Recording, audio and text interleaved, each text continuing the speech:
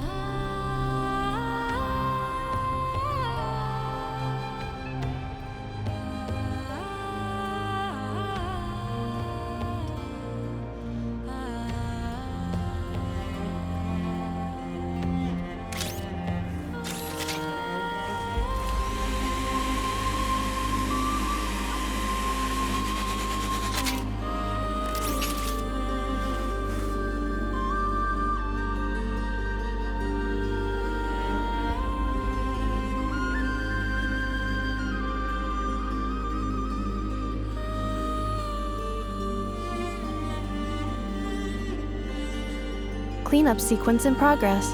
Based on data from past incidents, please avoid dropping small items such as mora, screws, gears, minerals, toys, gummies, snacks, hairbands, socks, and slippers.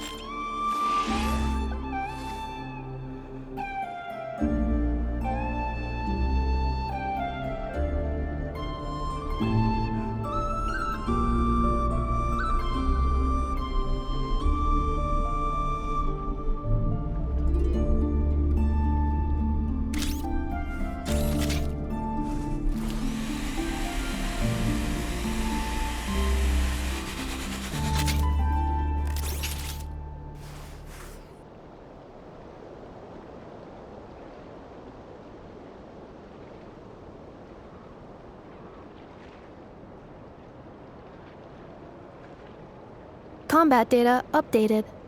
Please rest assured that I will not blow the roof off again.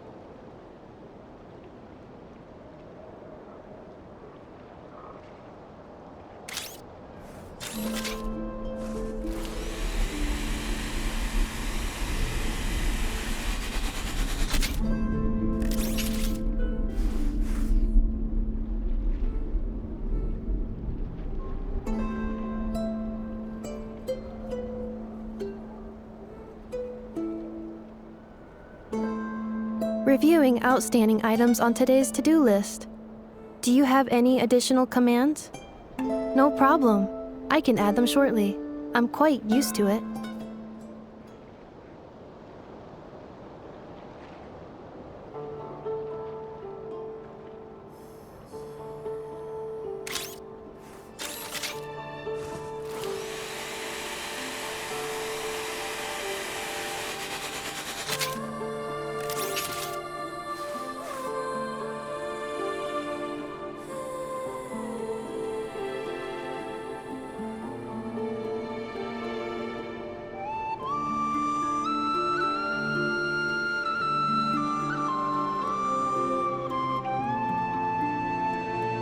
Cleanup sequence in progress. Based on data from past incidents, please avoid dropping small items such as mora, screws, gears, minerals, toys, gummies, snacks, hairbands, socks, and slippers.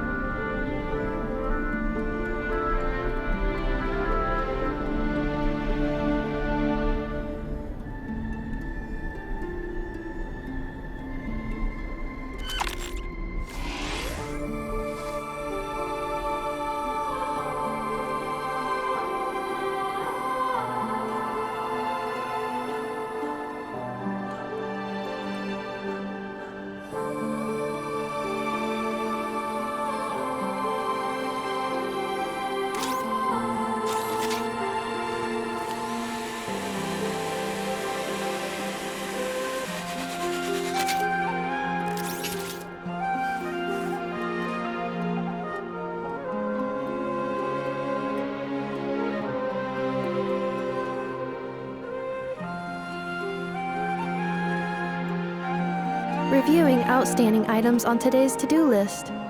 Do you have any additional commands? No problem. I can add them shortly. I'm quite used to it.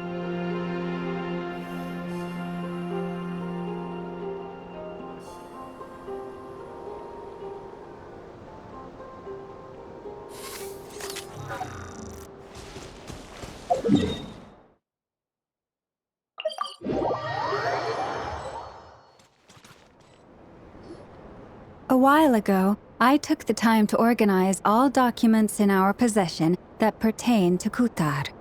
What you see here is the material I consider reliable. You're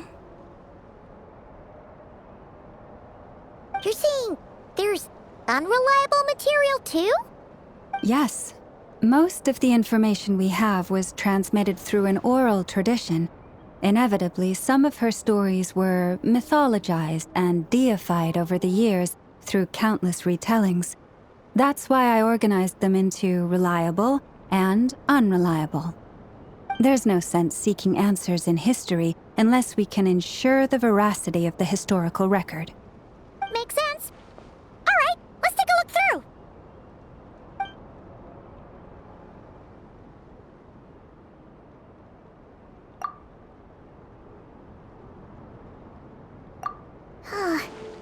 almost all these records refer to Kutar instead of Columbina. Although neither of those is her real name. Paimon's not sure what point she's trying to make. What we can gather from these records is that the Frostmoon Scions worshipped her as a god, placing impossible expectations upon her. I cannot fault them for their earnest faith, but for all their devotion, worshipping her day in, day out changed nothing. I imagine that none of it resonated with Columbina. It wouldn't surprise me if, even back then, she had already begun to reject the name Kutar and everything it represented. Lama speaks the truth. When I heard them call upon Kutar with hope and expectation in their voices, they may as well have been calling upon somebody else.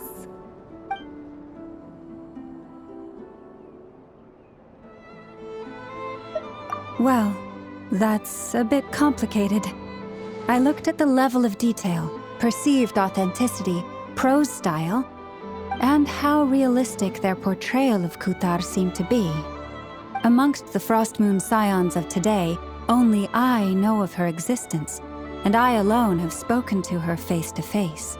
As such, I know that there are certain things she simply would never do. That being said, I have sensed some changes in her lately. Changes? Me? Seems like this is getting us nowhere. For what it's worth, why don't we check the unreliable sources too? Sure. Give me a moment.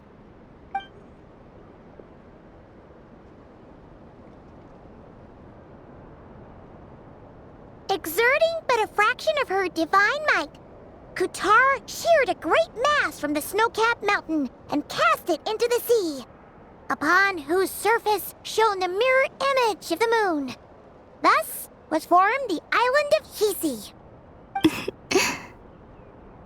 Yeah, right. That doesn't even begin to pass the sniff test. The 3 moons are naught but lies through and through. Only one moon has ever shone for us, and Kutar is her name. The vast majority of ancient texts are filled with fanciful tales like the Kutar did not speak, merely gazing into the distance in silence. And where her gaze landed, this was her prophecy. Clearly, whoever wrote this text never even met Kutar. Otherwise, they'd know that her eyes are always closed. What about you, Traveler? What are you reading? Come on, let Paimon. The child wished to build a wooden nest with which to shield a fledgling bird from the cold. But being so young and lacking in strength, the child could not snap the branches from the trees. Kutar was passing by. Upon seeing the child, she summoned forth the Kuhenki, who built a beautiful nest for the child. I remember that. Not knowing the meaning of Kutar's divine intervention, the child dared not to respond. And thus, the Moon Chanter declared the event a miracle and took the nest as a relic, placing it on high for all to see. The child was named as one favored by the goddess and was greatly respected. Yet, no further miracles were bestowed. In this, Any thoughts after reading that? Yeah, Columbina probably just wanted to join the kid in making nests. I'd originally considered this a fabrication, because Kutar did not perform any similar actions in subsequent records. But now that I think about it, it does seem like something Columbina would do. It's just that... She didn't know how other people would interpret her actions. She was probably worried about making things difficult for people. So, she gradually stopped joining in. Yes. Oh, that's so sad.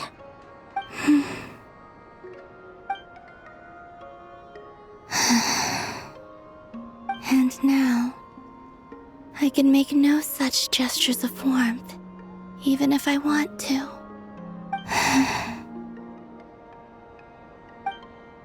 Still no name. That's a bit of a shame. But we did learn some interesting stories. That's gotta count for something. Barca said he was gonna set up a meeting with Arlecchino and Sandrone, right? Let's go back out to Nasha Town and see how he's doing.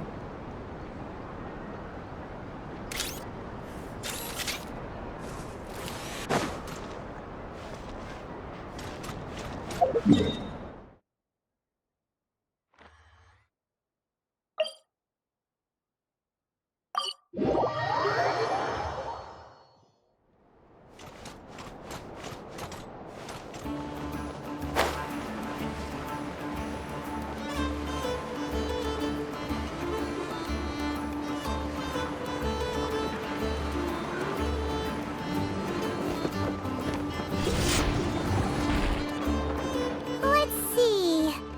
There's Varka. Oh, and it's Durin and Albedo too.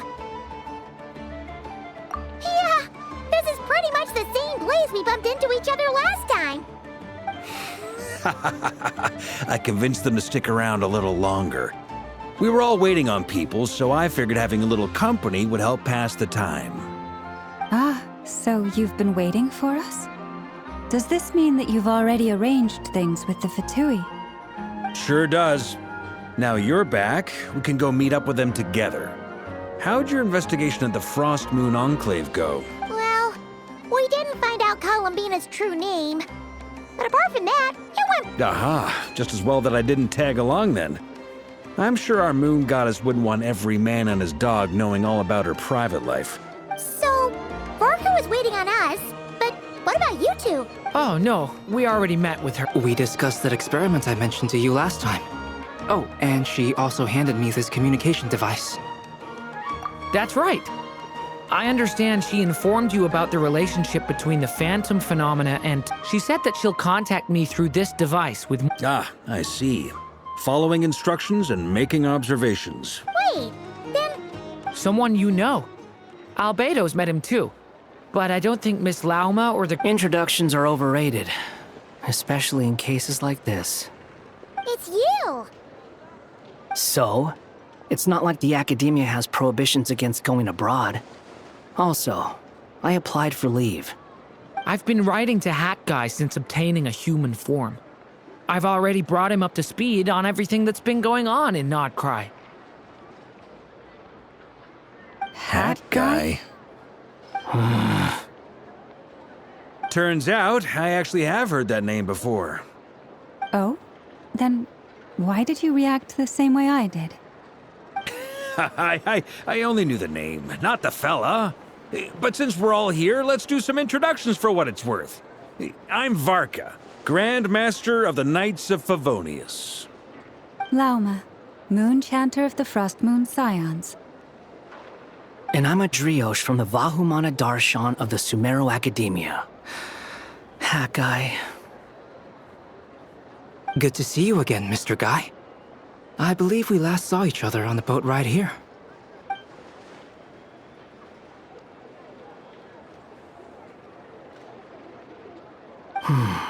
Mind you, the only reason I came here is because there's someone I want to look into. Who's that? The Doctor, also known as Dottore, second of the Fatui Harbingers.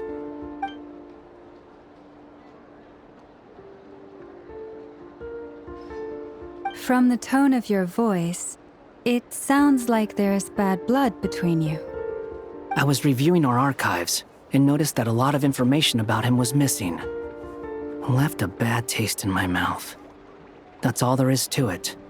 Dottore, or Zondique, as he was then known, once studied at the Academia, but he got kicked out before he could graduate. So the Harbinger's #2 man is a college dropout? How embarrassing for them. Last we heard, he was planning something. We actually heard that a few times before, even coming to Nodcry, but we haven't seen a trace of him since we got here. He only appears when something interests him. For all we know, he might have left already. But the fact he did something here at all is worth noting. It'll fill a couple extra lines in his file. Why does it sound less like a file you're writing and more like a criminal record? Anyway, we were just about to meet 2 of the other Harbingers. Want to come along? You might learn a thing or two about him there. Sure. Even though they're harbingers, well, they're old acquaintances of ours, so, you know, when you talk to them, try to be... I got it.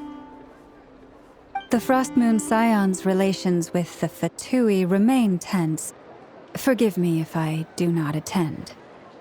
In that case, we'll continue assisting Miss Alice with her experiments. Good stuff. Everyone's having a fruitful time. All right, we better get going. I'll lead the way.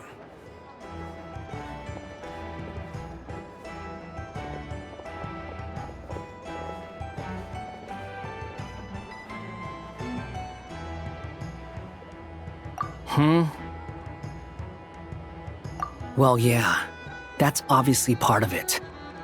But I'm not the only one who has a score to settle with him. Neither you, nor Lesser Lord Kusanali, nor I want to see him meddling with things again.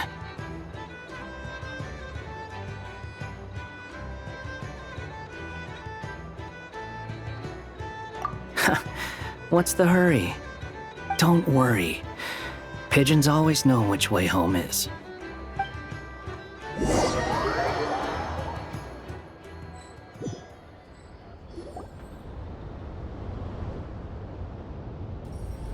You made it.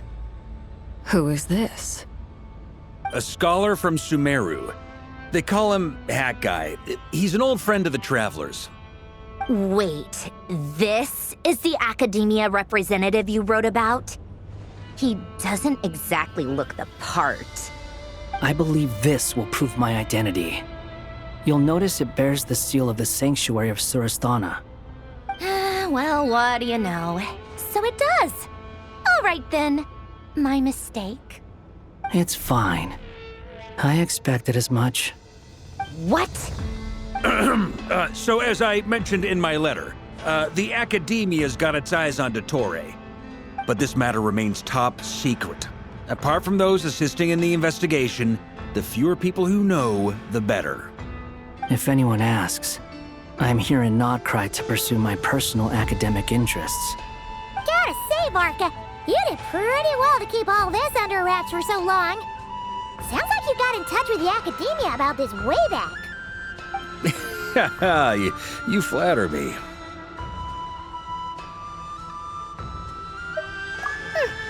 Where do I even start?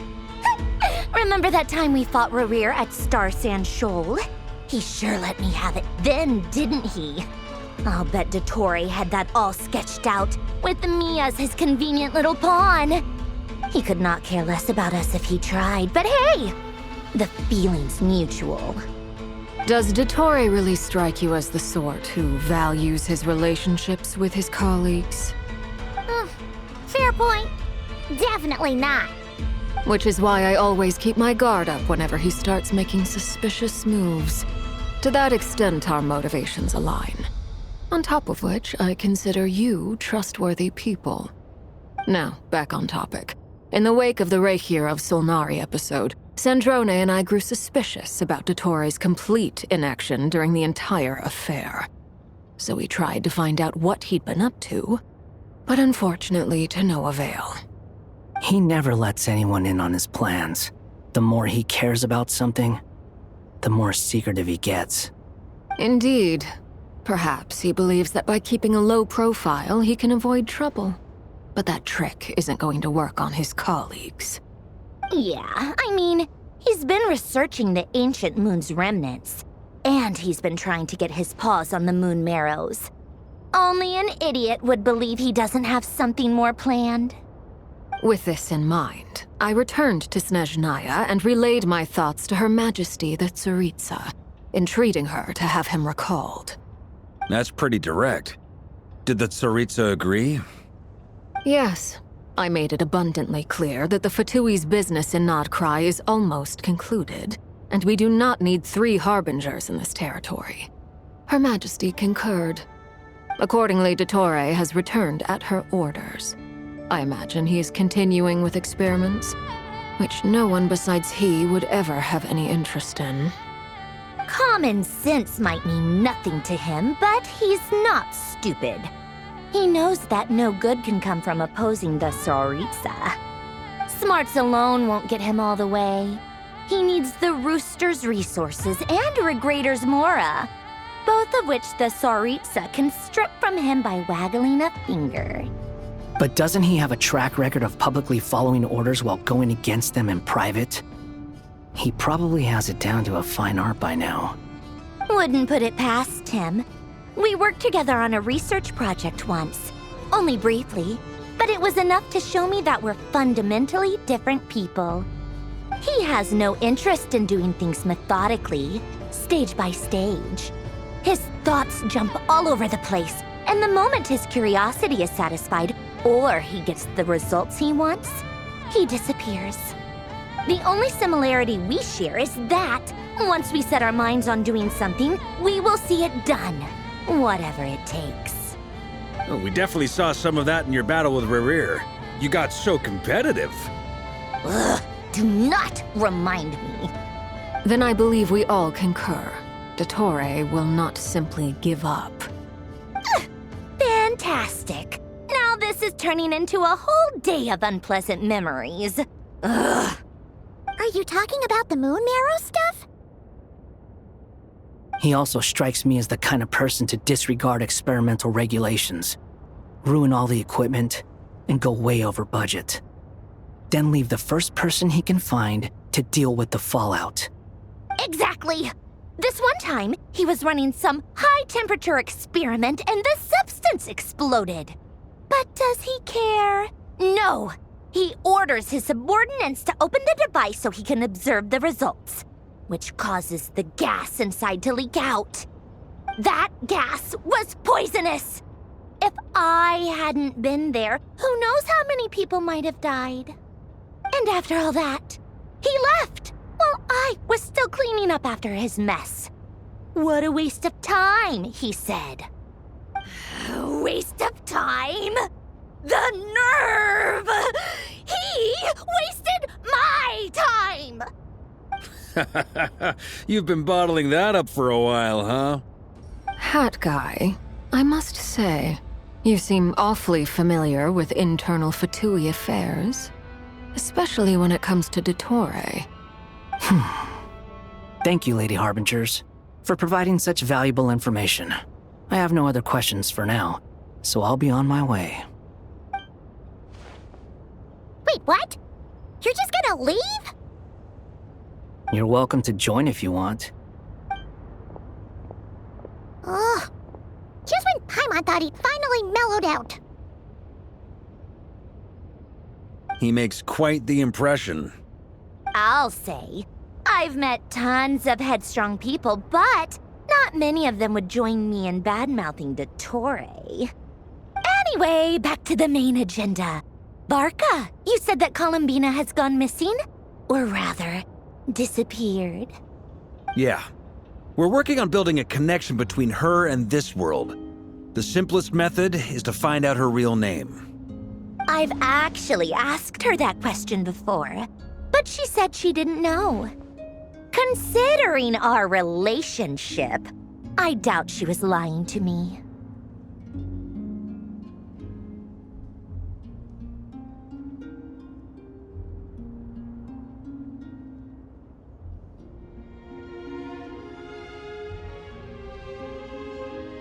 As far as I recall, she was never dispatched by Her Majesty to claim a gnosis or anything like that.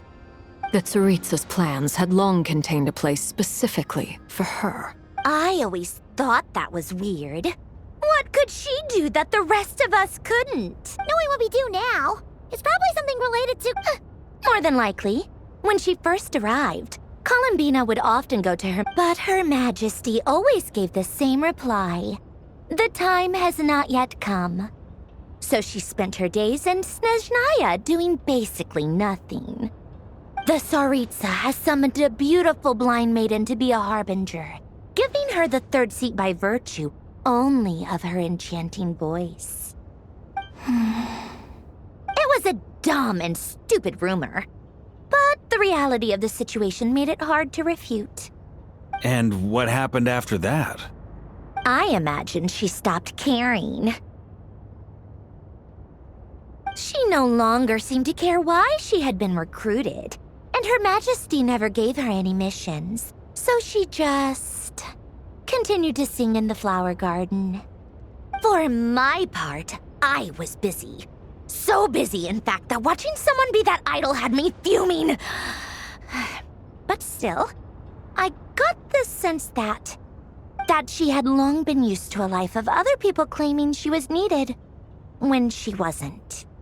I just felt that having a place to stay would cost me something eventually. And so I waited quietly for the day that I would have to pay the price. And on the other end of that spectrum, you had me. Someone once told me that I had the lousiest work and the toughest luck. That's a good way of putting it. I forget who said it, but those words have always stuck with me.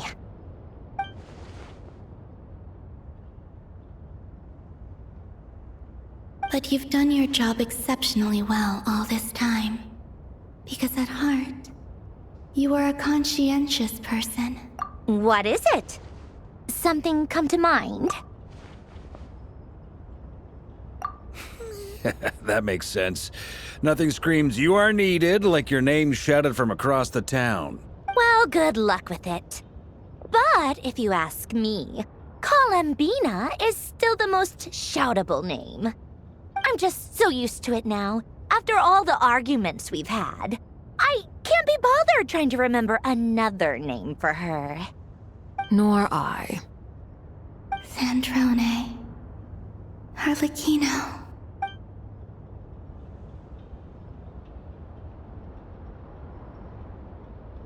Huh! It's a Sealy!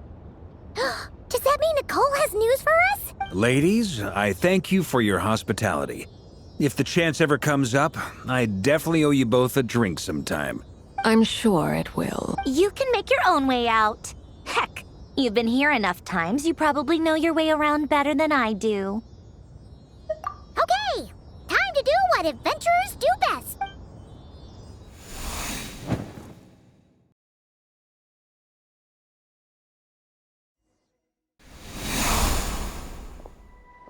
Here you are.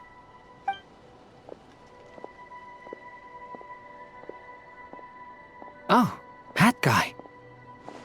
How come you're back so soon? Did things go all right with the Fatui? Fine. Dotori's been summoned home by the Tsaritsa. Couldn't get much more than that.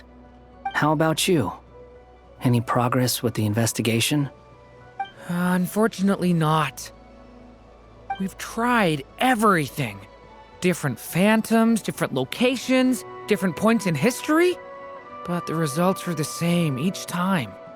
Abyssal monsters roaming the land. People crying out in despair, with no hope of being rescued. Every time I see it, I can't help but think, is this what it was like in Mondstadt when Dragonspine Durin attacked? And if I fail in the task I've been given, will I create yet another tragedy? That's just meaningless speculation. When we encountered similar phenomena previously, I tried to interfere with those illusions, using sounds and lights to guide them. However, we could not change their fates. At most, we were able to extend their existences. The events of the past are like fate that has been written into Irminsul. There isn't a living thing in Tevat that can escape its past. But Miss Alice instructed us to try to find ways to change the outcome that these phantoms face. It's an impossible task. Can't you just refuse? Since she asked us to do this, I feel like it can't truly be impossible. Or if it is, well, mages can make the impossible possible. I could not have been born as Durin otherwise. But you also said that your past 39 attempts were fruitless. That's true. But you're still going. Yes. After this many futile attempts, surely you realize that you're not doing this because you still believe what some mage told you. It's because you want her hypothesis to come true. It's something you wish for deep inside. So, think for yourself about what you want to do. As long as you don't believe it's futile, it isn't. Yeah. Previous experience indicates that we cannot touch the phantoms, which limits the effectiveness of our interventions. If we want to clear this hurdle, we need to break this rule somehow. Same thought here. Following the same rules means repeating the same failures. Reducing ourselves to mere playthings of fate. So you mean we need to figure out a way to make contact with them despite knowing that we can't? Yes, and I suspect that's something only you are capable of. Everything in Tevat is logged in Irminsul, but the withering that once occurred in Sumeru was a sign that the Great World Tree was being corrupted. This corruption allowed things that should not have existed in Tevat to appear. This is tantamount to rewriting reality to an extent. You're saying abyssal power might be able to affect those phantoms? No one's ever tried it before. If you're gonna try it, it'll take courage. And you have to be confident that you can control it. Is anyone there? Has anyone seen my daughter? She's missing. I have to find her. I hear someone inside. Spark. Ah! If I can use my abyssal powers to warn him that there is danger here, maybe it'll change his decision. Maybe he'll stay away. Yes. The important thing is not the nature of the power, but rather how you use it. To intimidate and obstruct. Sounds about right for the Abyss. Well, let me try. I should be able to influence that thing. Have you seen a little girl? What? This isn't the time for that! Just run!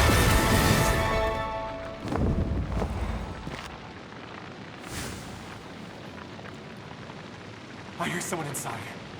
Spargana? Are you in there?